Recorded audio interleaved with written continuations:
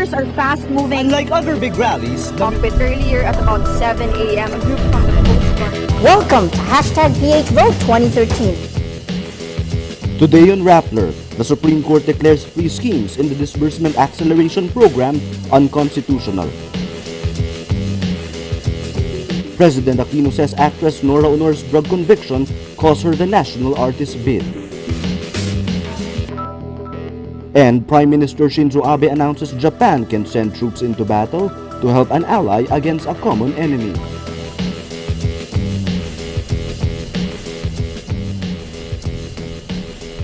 Hello, I'm Paterno S. Maquel. Welcome to Rappler, your social news network. The Supreme Court declares free specific schemes in the government's Disbursement Acceleration Program or DAP and unconstitutional. These are the creation of savings prior to the end of the fiscal year and the withdrawal of these funds for implementing agencies. The cross-border transfers of savings of the Executive Department to offices outside it and funding of projects, activities, programs, and not outlined in the General Appropriations Act or GAA. The justices voted 13-01. In late 2013, 9 petitioners questioned the constitutionality of the DAP before the court. The court has yet to release its full decision.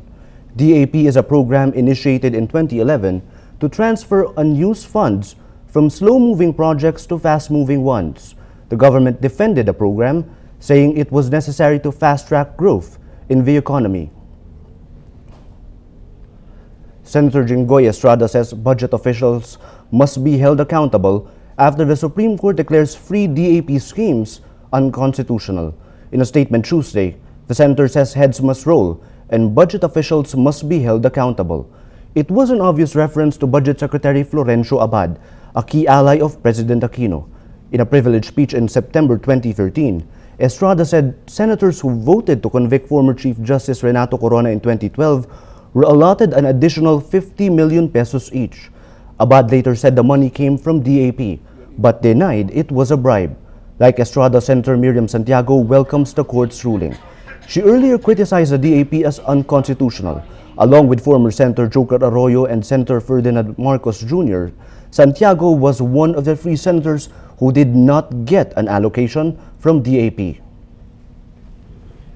A suspect in the death of a De La Salle College of St. Benil student due to hazing surrenders Tuesday.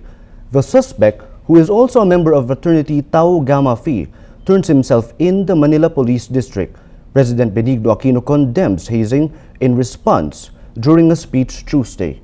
Aquino urges fraternity members to help eliminate the dangerous tradition.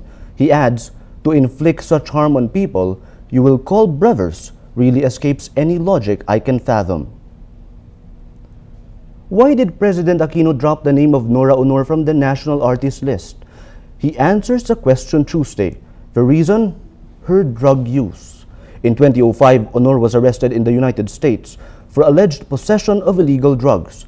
Charges were eventually dropped in 2007 after she went through a rehabilitation program. Aquino acknowledges this but says an award for Unor may send a mixed message. He says, I don't want there to be a message that sometimes illegal drugs is okay or acceptable. Artists and fans protested Unor's exclusion. The national artist title is given to a Filipino for significant contribution to arts and culture. The list is submitted to the President by the National Commission for Culture and the Arts and the Cultural Center of the Philippines. The Japanese government proclaims the right to send its soldiers into battle even when the country is not under direct attack. This is the most significant recasting of Japanese military policy since the crafting of its pacifist constitution. Despite widespread public opposition, Prime Minister Shinzo Abe will invoke the right to exercise so-called collective self-defense. This means Japanese troops will be able to help allies like the United States if they come under attack from a common enemy, even if Japan is not the object of attack. Supporters say the change is necessary because of China's territorial claims with Japan and the threat of North Korea. But the move causes anger in Japan. Weekend newspaper polls show at least half of Japan's population is against a more aggressive military stance. Thousands of people protest against the change, with one protester even attempting suicide by setting himself on fire. Huge crowds gather in Hong Kong for a massive pro-democracy rally Tuesday. in a show of defiance against Beijing. This comes after an informal poll on electoral reform drew an unexpectedly high turnout of nearly 800,000 votes. China promised to let Hong Kong residents vote for their next leader in 2017, but has ruled out voters choosing candidates. A study released Monday shows nearly 44% of around 800 Hong Kong residents surveyed said they did not trust Beijing. July 1 marks the anniversary of the handover from Britain to China in 1997 under a one-country, two-systems agreement. That agreement allows residents civil liberties not seen on the mainland, including free speech and the right to protest. Despite an earlier declaration it would remain neutral, Indonesia's ruling Democratic Party froze its support behind presidential candidate Prabowo Subianto. The party of outgoing President Susilo Bambang Yudhoyono says Prabowo had a vision that was in line with the Democratic Party. Prabowo already enjoys the support of Indonesia's second biggest party, Golkar, and several small Islamic parties. It's also another blow to Prabowo's rival Joko Widodo, who won supporters as Jakarta governor. In the latest opinion survey, Widodo leads with just 4 percentage points, down from an earlier lead of 25 points. Syrian rebels say the creation of a caliphate by the terrorist group Islamic State, or IS, is, quote, null and void. This comes a day after IS, previously known as the Islamic State of Iraq and Syria, or ISIS, announced the establishment of a caliphate straddling Iraq and Syria that would be led by a supreme religious leader. Among those who rejected the caliphate are the Islamic Front, Syria's biggest rebel coalition, and Majlis Shura Mujahideen al-Sharjiyah, an alliance in an eastern province near Iraq. The signatories of the statement have all been at war against ISIS. In 2013, Syria's rebels welcomed ISIS in their bid to oust President Bashar al-Assad, but turned against the jihadist group because of its abuses. The bodies of 3 missing teenagers were found in Israel Monday night, early Tuesday morning in Manila. The government accuses Islamist group Hamas of the murder. Israeli Prime Minister Benjamin Netanyahu says Hamas is responsible and Hamas will pay. The discovery of the bodies comes 17 days after the teenagers disappeared, triggering a huge manhunt. Hamas dismisses the allegations, with spokesperson Sami Abu Zuri accusing Israel of fabricating the kidnapping as an excuse to crack down on it. Former French President Nicolas Sarcoi is detained for questioning in a widening corruption probe. Sarkozy turns himself in Tuesday, a day after investigators detained his lawyers and 2 magistrates.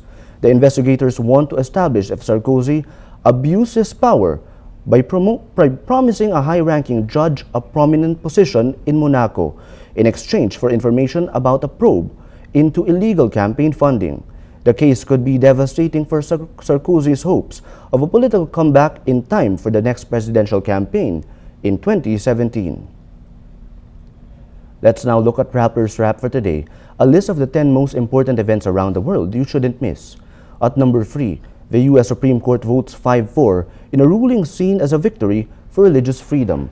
The court says family-owned companies can deny birth control coverage in employee health care plans. The ruling favors arts and crafts store Hobby Lobby, whose devout Christian owners refused to implement the contraception portion of President Barack Obama's health care reforms. At number 8, scientists say Antarctica's emperor penguins should be listed as endangered species, as global warming can force their population to decline in 2100. The birds need sea ice for breeding and raising their young. Sea ice also protects their prey by maintaining the food chain. Scientists say at least 20% of emperor penguins will, quote, probably quasi-extinct by 2100. And at number 10, singer Beyoncé Knowles rules Forbes Celebrity 100 list, climbing to the top spot after 95 shows. Forbes reports her single, Drunk in Love, has gone platinum with its sale of over 1 million copies. Between June 2013 and 2014, Forbes estimates the celebrity earned $115 million from her small business empire. That includes fragrances and a clothing company on top of her lucrative endorsements.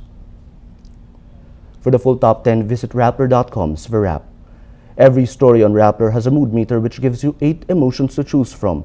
Click how you feel and your vote comes down to the mood navigator in the middle of the front page, which crowdsources the mood of the day. It also gives you the top 10 stories with the most clicks. We have a good mix of stories on our mood navigator today. There's no predominant topic on our mood navigator for today. We see this story, bracket A ka na, UP students rage over their new tuition system, 78% angry.